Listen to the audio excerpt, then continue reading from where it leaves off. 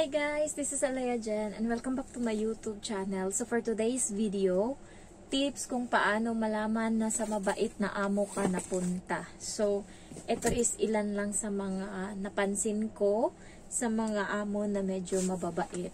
First is mahinahon sila magsalita, hindi sila pasigaw. Ayan. So yung amo ko is mahinahon lang yan sila magsalita.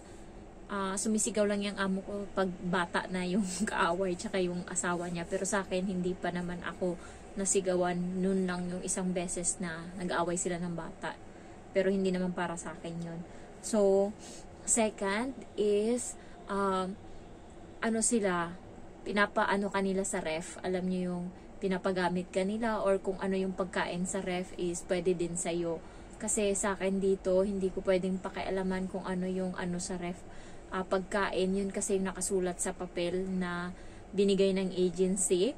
So, alam ko na. And sinabi lang ng amo ko sa akin na itong ref, yung pinakataas na layer sa'yo yan. Bahala ka kung ano ilagay mo dyan. Hindi kami maglalagay. So, simula dumating ako hanggang ngayon, wala talaga silang nilagay doon sa taas na part ng ref. Pag may nilagay sila, ibig sabihin, binibigay na nila sa akin yun. Katulad nung nakaraan yung mushroom, nakalimutan niyang lutuin, nakalimutan niyang ipaluto sa akin. So, tumagal ng isang araw mahigit. So, hindi niya na yun kakainin, yung mushroom na maliliit. So, ang ginawa niya, nilagay niya dun sa taas. So, pagbukas ko ng ref, magluluto ako ng pagkain ko, nakita ko, merong nakalagay. So, wala sila sa bahay, hindi ko siya pwede matanong kung akin yun. Ginawa ko, niluto ko. Pagdating, sinabihan ko siya, "Ma'am, binigay mo ba sa akin yung mushroom? Kasi niluto ko." Sabi niya, "Oo, sa'yo yun. Nakalimutan ko kasing ipaluto nung nakaraan." Tapos may bit-bit sila kasi nung time na yun, Mother's Day, may bit-bit sila na isang paper bag, 3 container yung yung disposable na lagayan yung nandoon. Sabi niya, "Tinake out namin to para sa'yo kasi hindi namin maubos. Marami kami and maraming pagkain." So yung binigay is sweet and sour na pork, and then squid, and then shrimp, tapos talong, ampalaya, ano pa ba yun? Tapos yung sili na green na pinirito. So, ayun, ilang ko yung naubos, kaya medyo taba ako konti, kasi nga, kumain ako ng madami ako magsaing ng kanin. So, yung almusal ko, para makatipid ako, hindi ako bumibili ng tinapay, ginagawa ko, makain ako ng kanin sa almusal. Tapos tanghalian ko, marami din ako kumain. Tapos hapunan ko, marami din. Kaya yung dating 95 or 94 LBS ngayon, tinignan ko, na siya, 101. So, ang laki na din ng tiyan ko. Tsaka, pag sinabi kong matulog sa gabi, natutulog talaga ako. Pinapatay ko kaagad yung ilaw, tsaka yung phone ko, pina-flight mode ko kaagad. Kaya, nakakatulog ako. Tapos meron akong nakuha sa eroplano na yung pangtakip ng mata para makatulog ka. So yun, nilalagay ko yun. Tapos tulog talaga ako. Sa tanghali, ganun din. Next na nyo na mabait yung amo nyo is hindi ka parating inuutusan, linisin mo to, linisin mo yan, gawin mo to, gawin mo yan. So may iba kasing amo na ayaw nila na nagpapahinga ka or tumatambay ka. Parating nilang sinasabi is marami pang gawain na dapat gawin. So, kapag nakikita ka nilang nakaupo ka or, ayan, nakatambay ka, sabihin nila, "Etong linisin mo tong ganito, itong ganyan." Yung amo ko hindi ganyan. Yung amo ko hindi nag-uutos yan. Kahit, lang, sabihan niya lang ako na, Huwebes ngayon, pwede kang magpalit ng bedsheet namin. Ayan, ganyan. Pero isang beses lang. Tapos ako na yung nagdidesisyon para sa sarili ko. Ako na kung lilinisin ko yung bedsheet nila or hindi. Alam nyo naman na kapag wala akong ginagawa masyado or feel kong maglinis, naglilinis talaga ako. Ganan ako, guys. Magugulat na lang siya. Malinis na yung mga bintana. Hindi niya inutos sa akin yung ginagawa ko. Lalo pag bakante ako, para kahit papano may improvement ba. Kaya tiwala na yung amo ko sa akin na hindi niya na ako inuutusan, kasi nakita niya naman na kahit hindi niya ako utusan is ginagawa ko yung trabaho ko.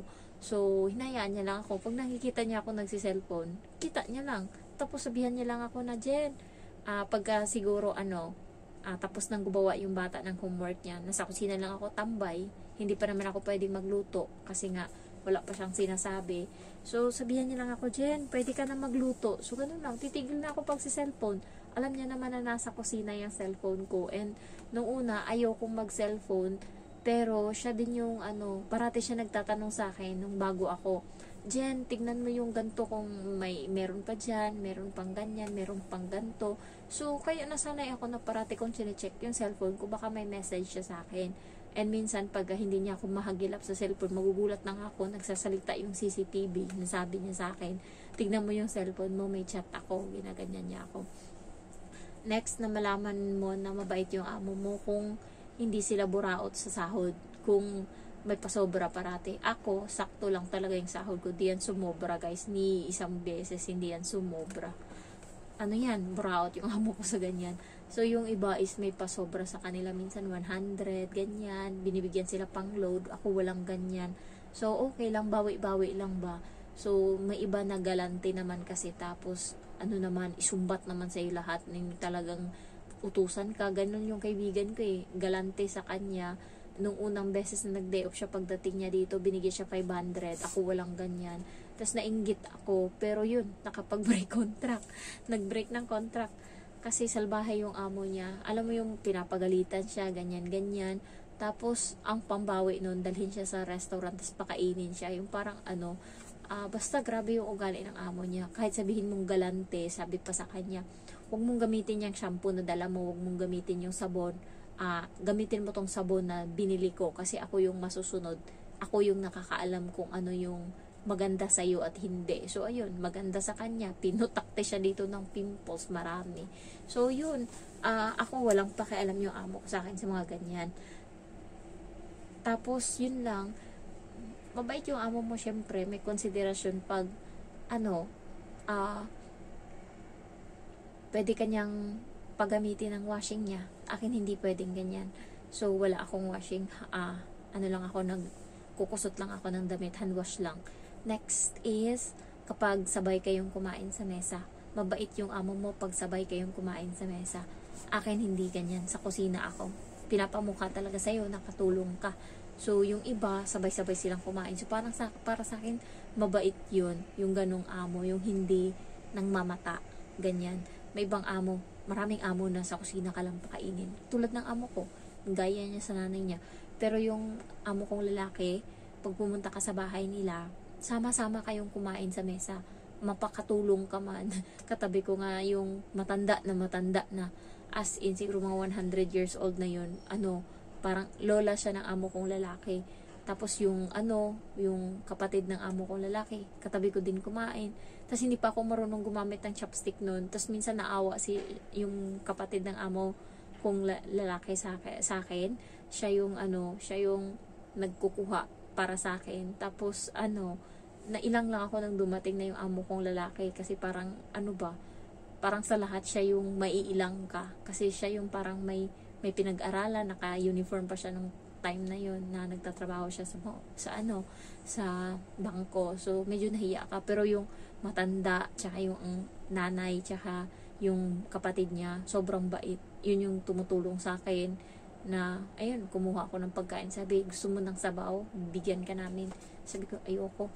Sabi niya, kaya payat ka eh. Sabing ganun nung babae. Kaya payat ka eh. Kasi ang liit ng pagkain mo. Sa isip-isip ko, paano hindi liliit? Sa bahay namin, wala nga akong pagkain. Gumagawa lang ako ng paraan para makakain ako eh. Sa isip-isip ko. Sa kanila kasi kung ano yung pagkain dyan, tapos nagulat yung amo ko lalaki, ang daming pagkain.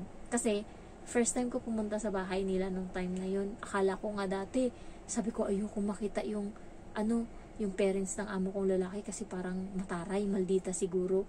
Kasi, yun yung kinakatakutan ko sa lahat. Tapos pagpunta ko dun, biglang nagulat ako. Mas mabait pa pala kaysa sa parents ng amo kong babae. Mabait yung matanda dito sa kabila, sa amo kong babae. Pero mas mabait dun sa kabila. Walang arte. Wala silang katulong simulat sa pool. Pero on hand yung matanda. Sobrang bait nila.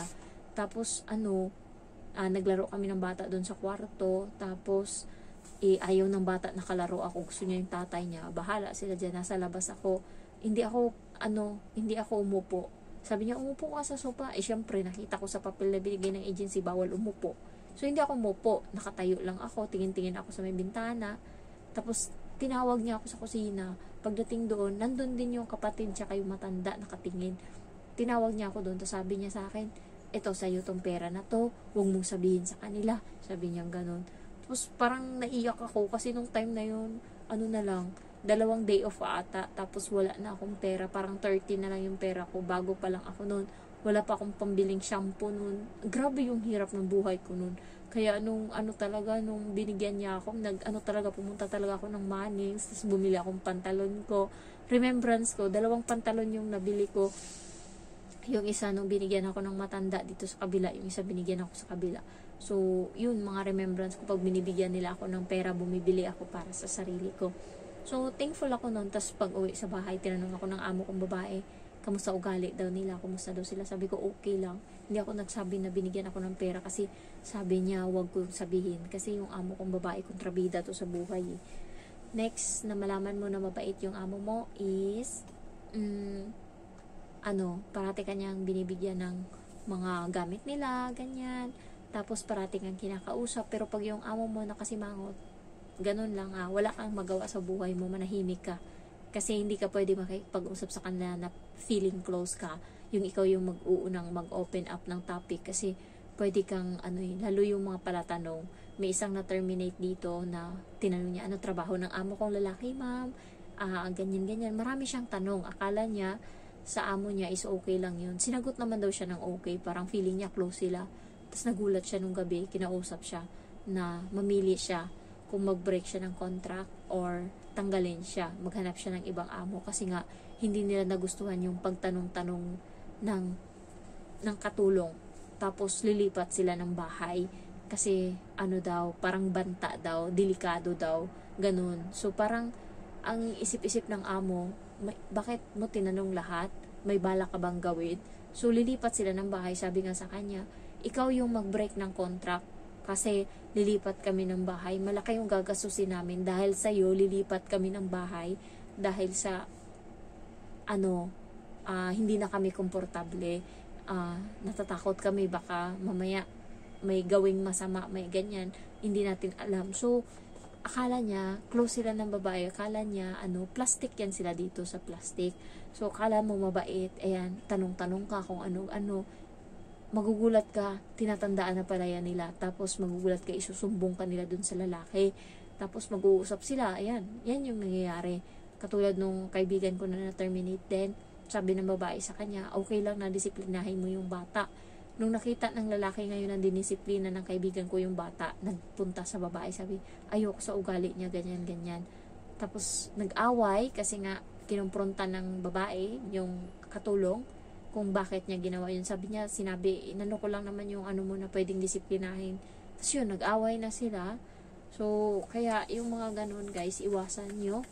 Next is, mabait kapag, hindi ko masyadong sure, pero kapag mahilig silang mag-smile, tsaka mahilig silang bumati ng good morning, good afternoon, good evening. Kami dito ganyan. Tapos, yung iba kasi salbahay yung lalaki. Buti na lang yung amo kong lalaki, hindi ganyan, hindi salbahay. Kasi mapatol din ako nung bago ako dito, nasarado yung pinto. Tapos tinawag ko siya. Sabi ko, hindi na mabuksan yung pinto. Parang uminit yung ulo niya. Kasi nga naglalaro siya nung time na yun ng Mobile Legend ata. Sabi niya, nakapasok pa ako kanina bakit nagsarado yan ngayon? Wala namang ganyan. Yung parang ako yung pinagbibintangan niya, tinignan ko siya. Kasi yung bata ng time na yun, mahilig magkalikot ng kung saan-saan. Sabi ko sa kanya, hindi ko naman yan pinakialaman Promise. Gumanong pa talaga, promise, hindi ko yan pinakialaman. Lalabas na sana ako ngayon para magtapon ng basura, hindi ko na mabuksan. Ginanon ko. Tapos tinignan niya ako, parang nagulat siya ba na sumagot ako. Kasi nga, nung time na yun guys, din ako yung ugali ko, hindi pa talaga nag-sink in sa utak ko, nakatulong ako. So, kapag naagrabyado ako, natitrigger ako, sumasagot ako. Ganyan yung nagiging reaction ko. Kasi ganyan ako dati sa trabaho sa Pinas. Una, mabait ako sa customer. Pero pag sinabihan mo ako ng mali, sinabihan mo ako ng iba, natitrigger ako. Lalo yung sinabi niya, hindi naman ako yung sinabihan niya, yung kasama ko, sinabi niya, ano ba yan, tatanga-tanga? Yung customer ko sa Pinas, nagpanting yung tenga ko. Sabi ko, tatanga-tanga?